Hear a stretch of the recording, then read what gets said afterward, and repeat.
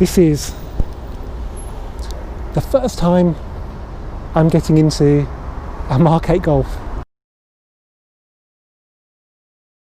Hello guys, and welcome to this Volks Wizard video. Now today is a very special day that's only occurred 7 times before in my 48 years on this planet. It's a day I get to drive a new generation of Volkswagen Golf for the very first time. It is, of course, the Mk8. Now there was meant to be a media event for this car at the end of March, but that got cancelled due to lockdown, so I took matters into my own hands and I contacted the ever helpful Lee Evans at Inchcape Volkswagen Cheltenham, who put me together with the Up GTI over 2 years ago, to see if he could put me together with a Mk8 Golf, and that day today has finally come. Now it's not a GTI or an R, that hopefully will be in the not too distant future, but it is an eTSI model, so that's a mild hybrid with a 1.5 TSI Evo engine as well. It's DSG. So I'm really looking forward to getting accustomed with that car that's a little bit different to what's come before. We've never had a mild hybrid in the Golf before. I've spent a few days driving this 7.5 just to remind myself all the bits and pieces in it, and I'm really ready to give the Mk8 a good test. I've also got it for 72 hours, which is a rare luxury, so thanks Lee, it's really much appreciated.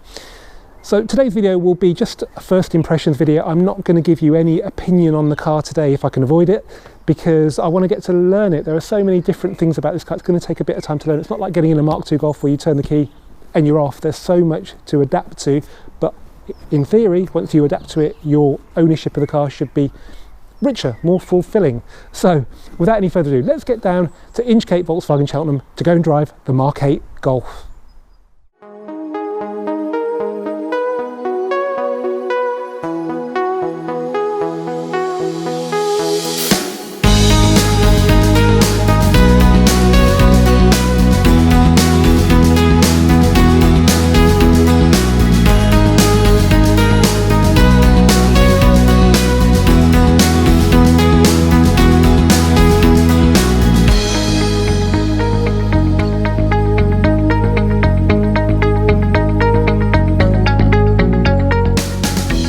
Guys, I've just arrived at Inchcape Volkswagen in Cheltenham, and as soon as I pulled in, guess what was in front of me? This is my car for the next 72 hours. Yeah, there we go, a Mk8 Golf. I haven't seen one up close ever. I've only seen one on a guy's driveway. That's the only car I've ever seen before today, but I'm certainly going to get to know this one pretty well over the next few days. It's an eTSI, so it's basically a mild hybrid version of the 1.5 TSI Evo, which I think is probably the most interesting engine in the range at the moment, not least because it wasn't available in the Mark 7, 7.5. So yeah, just got to go and get the keys now. Before we go in though, let's have a look at this TCR then. So this is apparently brand new, but it is registered, and it's the performance pack car, so you get the Refinement wheels with P0 tyres. You get the speed limiter raised from 155 to 164 miles an hour, and you get, most importantly, dynamic chassis control. It's a white 5-door, which gives it that proper TCR racing car look, because they were by and large white, like a lot of racing cars. They were all 5 doors. I think it looks great, and it's got black roof, and I'm pretty sure it's a Krapovich. Let's see. So yeah, 20 reg TCR. They are going to be quite rare.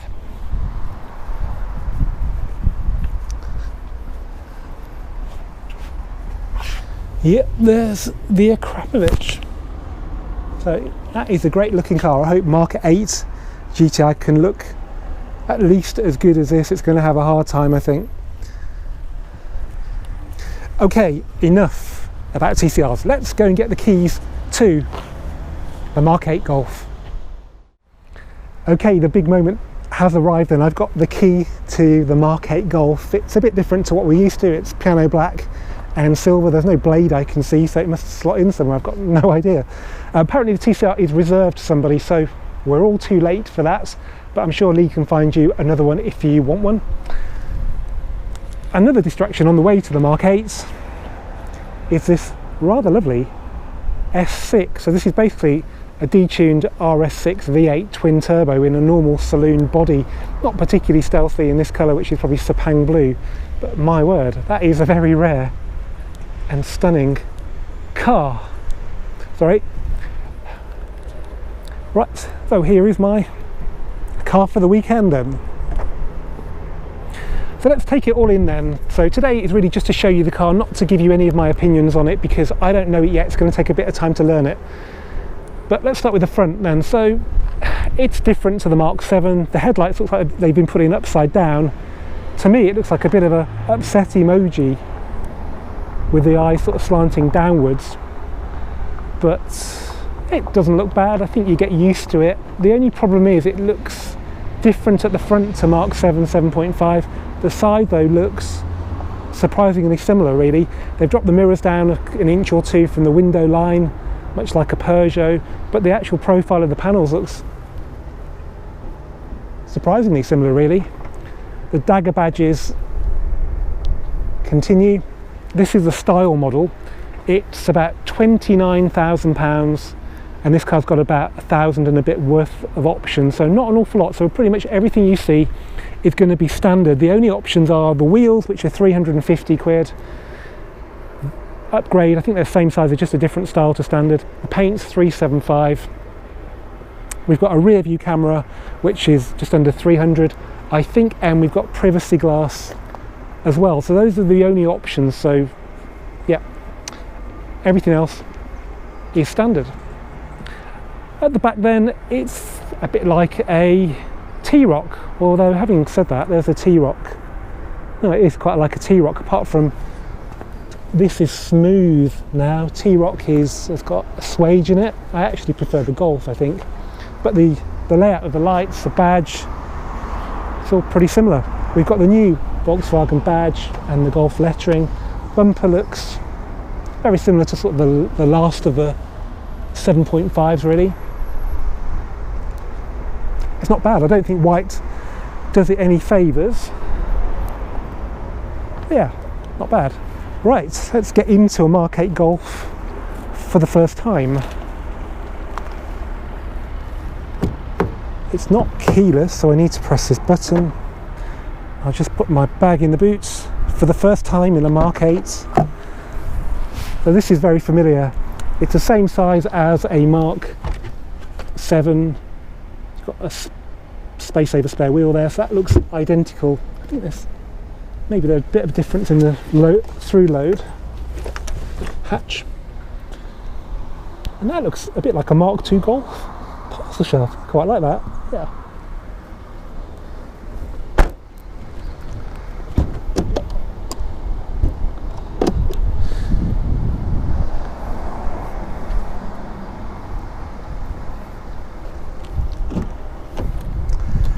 Okay, so inside we have this art velours and microfiber cloth trim. So this is actually looks like it's got the Volkswagen logo. I don't know if that's deliberate, but if you drew a circle around that, that would be like the VW logo. Not a bad seat, that relatively well bolstered. Yeah, I like it. This looks a bit different. It must be some sort of ECU for something or other. The door trims are similar but different. There's a different pattern in the speaker here. We've got soft touch on here though, which is a step up from the T-Roc. Right then, this is the first time I'm getting into a Mark 8 Golf. Okay, so we've got the new Volkswagen logo on the screen. We've got already quite a few fingerprints on there. Okay, it's all a bit different in here then, so take all that in, guys. It's really weird because the door cards look so familiar, but as soon as you get to the dashboard, particularly the centre console area, yeah, it's like being in a completely different car. I do have a lot of faith in the boffins at Volkswagen having sorted this for us to use in an efficient way. It'll take a bit of time to get used to it, but I'm sure they wouldn't want to mess up the desirability of the Golf by making it all touchscreen and annoying people. Okay, there are still some touch buttons here. One for the lights there. Got climate, parking sensors and front assist. And we've also got a proper push button for the hazard. That's, I think, the only one left on the car. Anyway, let's put the key, I think, in there where it says key, and put my phone in the wireless charging slot. Put my foot on the brake. as you'll see, there's no gear stick. This is the DSG car, the only engine available in the eTSI. I nearly called it eTSI then. And it's lovely, very minimal. I think when you see the manual stick, you'll feel that it's not really in keeping with the rest of the car. It looks so old-fashioned. Anyway, let's press engine start stop. And she started out pretty quiet inside. Okay. So we're not going to go into this in too much detail today because I don't really know much about it, but we're going to do another video with a proper review. But just take it all in. Let's have a look at the infotainment screen. And so that's like a home button on a mobile phone. That takes you to this screen with all the different apps. So there's radio, telephone, vehicle, and it all works pretty quick, works first time. Unfortunately, unlike the Audi version, there's no haptic feedback, so you get that on an iPhone and you get it on the Audi version where it clicks, and it's designed to be like a quality feel click even on a touch screen, but this is completely free of that, which is a shame. It must make it a bit cheaper to do. So as well as that screen, we've got touch panels here for the climates, which I'm pretty sure you can do when you're driving, no problem. But how often do you really touch the climate when you're driving anyway? I had this with an S6 that I drove to Frankfurt, and I found out we very rarely used it because it managed the temperature at a very comfortable 22 very efficiently. So that's good. There's also voice control, so that's something we really need to learn to use in this car because it means that the touchscreen isn't that important. Let's try again. I'm hot.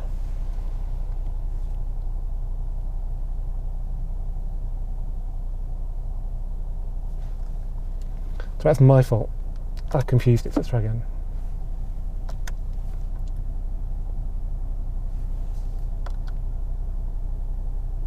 I'm hot.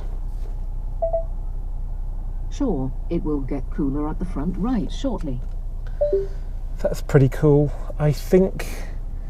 Okay, so we've got some touchscreen options in here. We've got some actual proper separate things here. That's actually volume as well. So you've got that there most frequently used for the stereo. You've also got all these buttons on the steering wheel, so that's volume there. And all these lovely press ones. That's cruise. That's your infotainment screen. Sorry, your digital instrument cluster. So let's have a look at that then.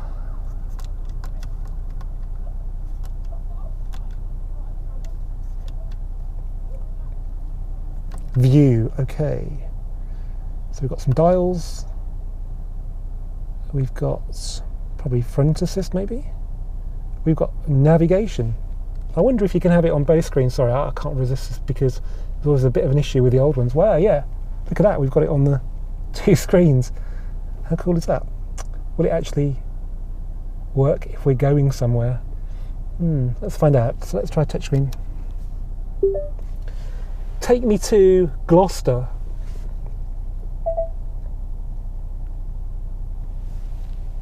Did you mean Gloucester? I did mean Gloucester. Sorry. Yes. Please say the name of the street. High Street. Did you mean High Street? Yes. Please say the house number. 1. Would you like to start direct route guidance to the address Gloucester? Yes. One grab this destination. Have a good journey. Thank you. So I'm pretty impressed, to be honest, because I don't think this requires an awful lot of button pressing to interact with it on a daily basis. So we've got the buttons on the steering wheel, which we know about. They're pretty similar to Mark 7, 7.5. We've got voice control. Route shown. Yeah, thank you. So yeah, I'm pretty impressed. Okay guys, well those are my first impressions on the Mark 8 Golf. I'm now going to live with it for a couple of days and make a more in-depth video on Sunday, which should go live early next week, in which I can tell you hopefully a bit more about it and whether it's as positive living with the car as first impressions have given me. Anyway guys, as ever, if you've enjoyed this Volks Wizard video, give it a thumbs up, please do comment, please do share, and if you want more Mark 8 golf content, please do subscribe, because I can pretty much imagine there's going to be a load more in 2020, and I'll see you for the next one very soon.